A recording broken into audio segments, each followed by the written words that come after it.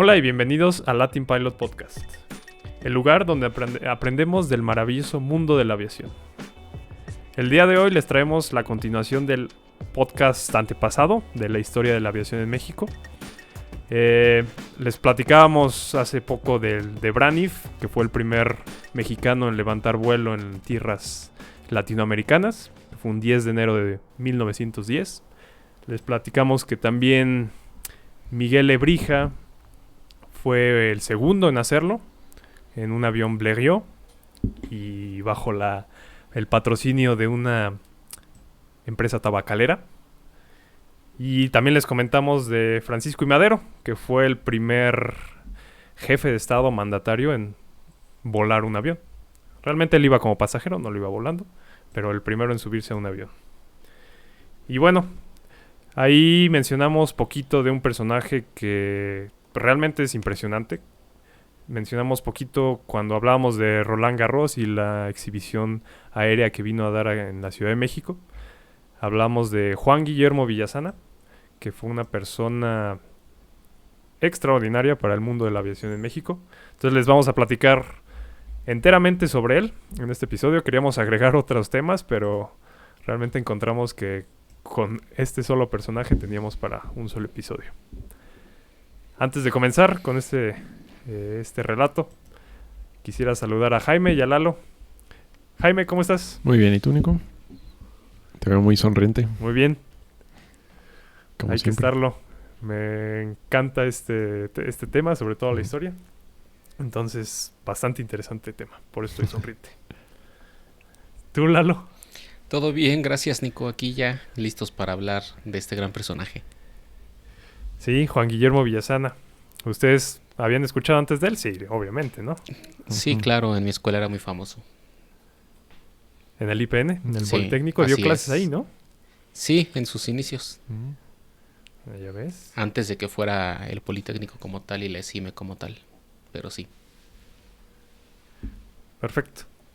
Entonces, sin más que agregar, los saludo nuevamente. Y saludo a toda la audiencia de Latin Pilot, por cierto. Normalmente los dejamos al final, pero los saludamos con este formato que también tenemos en YouTube.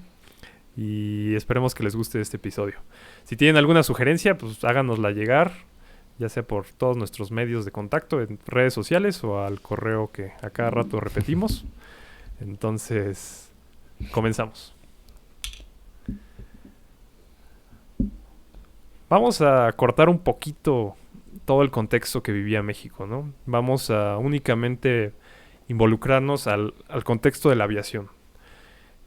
El primer vuelo de los hermanos Wright fue en el año 1903 y podemos decir que el interés por la aeronáutica en México surgió en esos años. Entonces vamos a dejar un poco de lado todo el ambiente sociopolítico y vamos a adentrarnos ya con el tema. Como les comentábamos, Juan Guillermo Villasana fue un personaje que nació el 10 de febrero de 1891 en la ciudad de Pachuca, Hidalgo. Él creció con un padre que tenía un taller de carpintería, era un ebanista, y a corta edad se mudó a la Ciudad de México. Toda su familia se mudaron a la Ciudad de México y donde su papá puso un taller de carpintería. Juan Guillermo Villasana, a la edad donde todos ingresan a la universidad o empiezan sus estudios superiores, ingresó al Liceo Francés a los 18 años de edad, donde comenzó a involucrarse con el idioma francés, según dicen las fuentes, y comenzó a leer revistas, leer artículos relacionados con todo el mundo, o este mundo creciente de la aviación. Recordemos que en Francia, Inglaterra, pero sobre todo Francia, estaba este auge de la aviación. Entonces mucha de la información estaba en francés. A los 19 años entró a la Escuela Nacional de Ingenieros y también en la Escuela de Artes y Oficios para Hombres. De las fuentes que leí, estos datos no están totalmente corroborados porque no mencionan en qué años estuvo ni qué materias cursó. Por ejemplo, se dice que en la Escuela de Artes y Oficios para Hombres solo cursó la materia de matemáticas, física y mecánica. Su hija, Esperanza Villasana, si no me equivoco, escribió memorias y para, pues, como sustentar este dato, ella dijo que él a fuerzas quería estudiar la carrera de ingeniería aeronáutica, pero obviamente en esos tiempos en México no daban esa carrera. Entonces, por lo tanto, él buscaba las escuelas técnicas y tomaba aquellas materias que él consideraba le fueran a ser útiles para desarrollarse como un ingeniero aeronáutico. Villasana fue entonces autodidacta hasta el año de 1918, cuando por fin tuvo la oportunidad de estudiar la carrera de ingeniero aeronáutico, pero en Estados Unidos. Pero eso les hablaremos un poquito más tarde. Como ya habíamos hablado anteriormente en el episodio de Braniff, pues él tuvo su primer vuelo el 10 de enero de 1910. Y en ese entonces, pues el medio aeronáutico todavía era muy pequeño, ¿no? Prácticamente todos se conocían entre ellos mismos, no solo aquí en México, sino en Francia, en todos esos países. Normalmente siempre vamos a encontrar que los principales pioneros se conocían entre ellos, se iban de fiesta juntos, pero también peleaban entre ellos, ¿no? Y bueno, normalmente no había muchos aviadores, ¿no? En esos tiempos. No, eran muy poquitos, era entonces grupo. Ya eran considerados como héroes, ¿no? Ajá. Y bueno, Villasana ya conocía a Braniff para el momento en que hizo su primer vuelo y lo conoció por medio de Miguel Lebrija. Miguel Lebrija pues era un mecánico y propietario de una tienda de refacciones de motocicletas. Acuérdense que curiosamente muchos de los que iniciaron con los aviones pues eran ya sea trabajaban en motocicletas o en bicicletas, ¿no? Como los hermanos Wright, por ejemplo. Uh-huh. Y bueno, Miguel Lebrija era el mecánico personal de Braniff. Obviamente reparaba sus aeroplanos y en una de esas ocasiones pues llevó a Juan Guillermo Villasana y lo presentó ante Alberto Braniff. Ahí fue donde Villasana pues desarrolló un gran interés en los motores y en las aeronaves de Braniff. Y como ya lo había comentado Nico, por sus ganas de estudiar, sus ganas de aprender más, pues eso hizo que se metiera más y buscara más información, ¿no? Y fuera de curioso y estuviera preguntando muchas cosas ahí con los aviones de Braniff. Entonces, bueno, finalmente, un año después, el 11 de abril de 1911, Villasana fue el encargado de pilotear el primer vuelo con un motor que diseñó y construyó él mismo. Uh-huh. Nunca antes se había hecho en México. Y aquí lo interesante es que pues en el primer intento que tuvo, el avión rebotó 3 ocasiones. No fue un vuelo como tal, sino simplemente fue rebotando sobre los campos de Balbuena. Cada salto de de unos 35 metros de longitud y una altura de 3 metros. Buen brinco. Que a lo mejor no es mucho, pero ya de 3 metros pues sí te vas acomodando un buen golpe si algo sale mal, ¿no? Y con esas aeronaves, ¿no? De madera y exactamente, tela, que se deshacían bien fácil.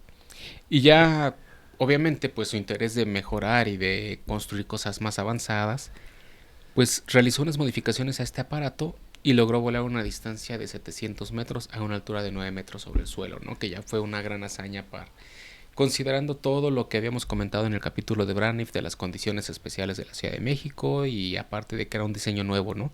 Sí era nuevo, el de Braniff era un avión que se habían traído de Francia y lo habían modificado, pero aquí sí era un avión nuevo. Ingenio 100% mexicano, ¿no? Y como dices, Lalo, me llamó la atención de que andaba de preguntón y todo eso y habla mucho de la personalidad que tenía Villasana. Exactamente. Él, pues, y de la importancia de también tener como contactos en el medio y pues aquí pues fue el mismísimo Braniff y Lebrija. Uh-huh. Mendía, perdón. Como ya comentó Lalo, Villasana se convirtió en un inventor. Realmente no había una línea a seguir en cuanto a construcciones de aviones más que en Francia. Entonces él tenía todo el espacio, toda la disponibilidad para comenzar con sus diseños propios, para empezar a experimentar.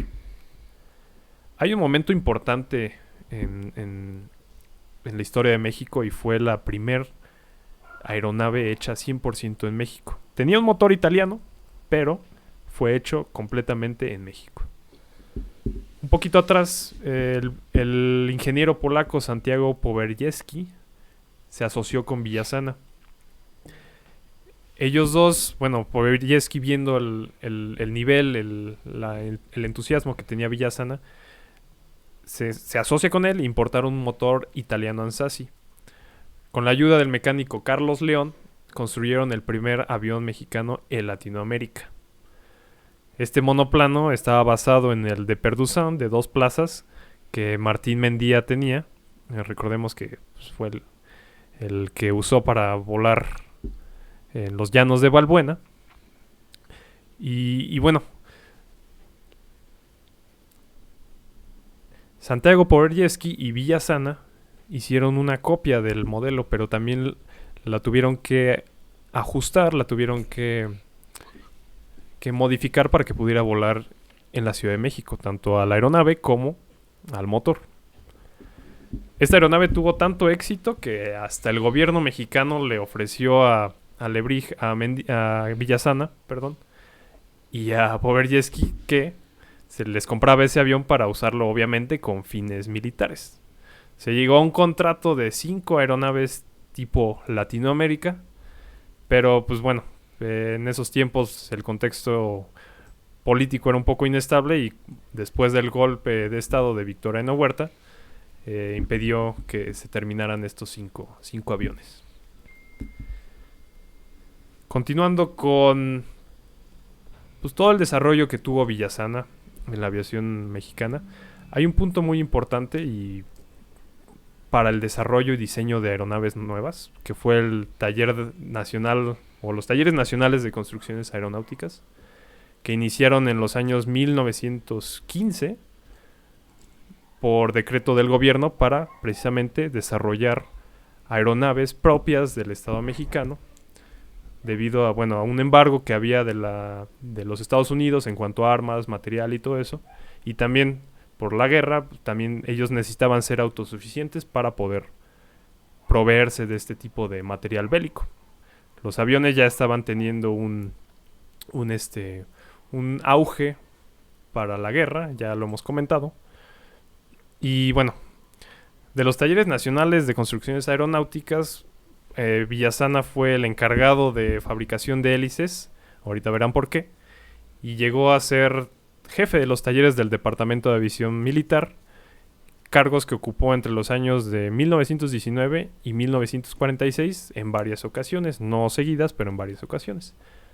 Pero de los talleres tenemos que hacer un episodio aparte porque es un tema muy extenso y muy interesante que realmente lo íbamos a meter en este podcast, pero lo decidimos mover a un solo episodio propio de los talleres.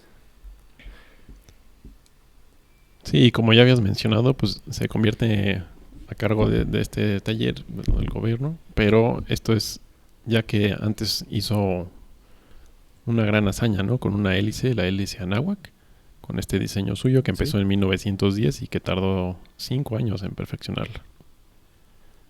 Y pues, ¿por qué es tan interesante esta hazaña de Juan Guillermo Villasana? Es porque las hélices en ese entonces, pues, obviamente eran hechas de madera y eran hechas solamente de una pieza de madera y eran hechas específicamente para volar, como ya lo hemos mencionado siempre, que es el problema que tenemos aquí en México, es que todo estaba hecho para volar a nivel medio del mar, ¿no? Entonces aquí con las elevaciones que tenemos necesitamos motores más eficientes, hélices más eficientes. Entonces esto es lo que se encarga de hacer Villasana para diseñar la hélice Anáhuac. Y bueno, ¿y por qué la hace tan revolucionaria o tan interesante esta nueva hélice?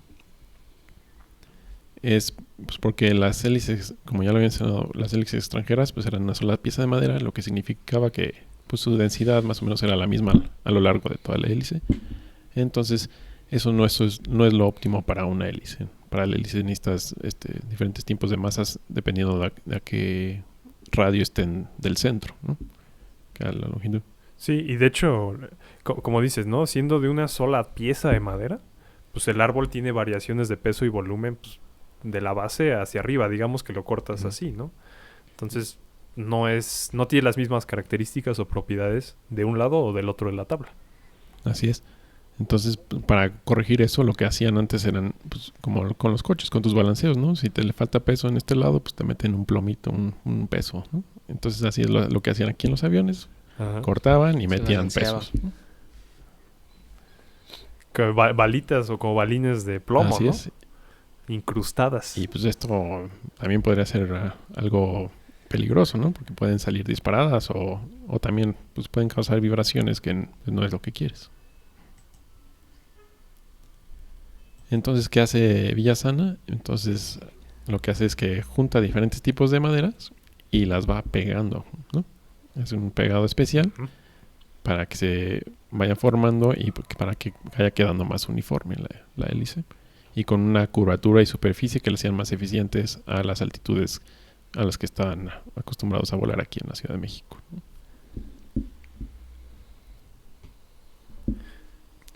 De hecho, ahorita que mencionaste eso, Jaime, las hélices extranjeras, el proceso de manufactura les tomaba mucho tiempo.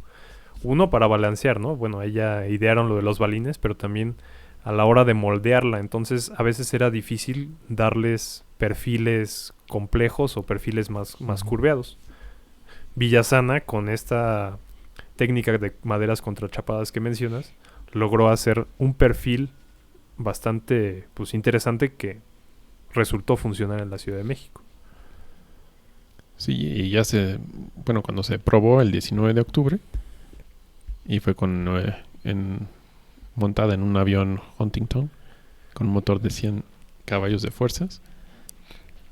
Este avión normalmente no podía volar a altitudes de la Ciudad de México, ¿no? Y con la... ni se elevaba, podía ¿no? elevar.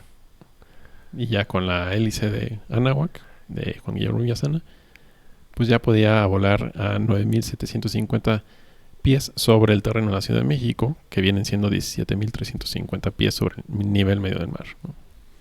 Entonces con esto pues fue una gran hazaña para el ingeniero mexicano. Y pues, después de esto, pues sí, obviamente todos los países extranjeros recibieron las felicitaciones para el ingenio y también pues luego hicieron pedidos para ciertos aviones, ¿no? De estas hélices. Sí, hasta lo felicitaron. Creo que el gobierno de El Salvador y Japón.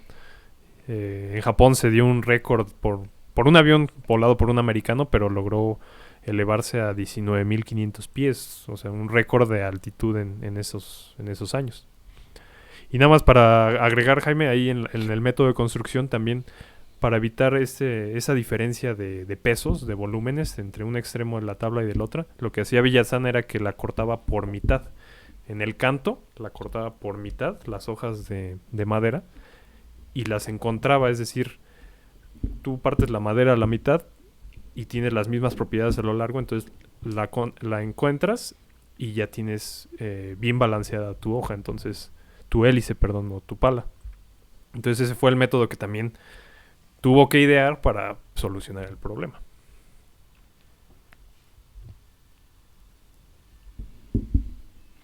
Y bueno, adicionalmente a las cosas técnicas que ya hemos hablado de la parte de la mecánica y todo su ingenio que utilizó Villasana, pues también hay que hablar que hizo otros aportes a la aviación como tal en México, ¿no?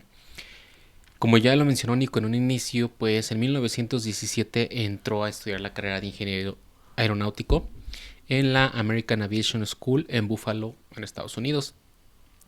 Y siendo así, se convirtió en el primer ingeniero aeronáutico en México.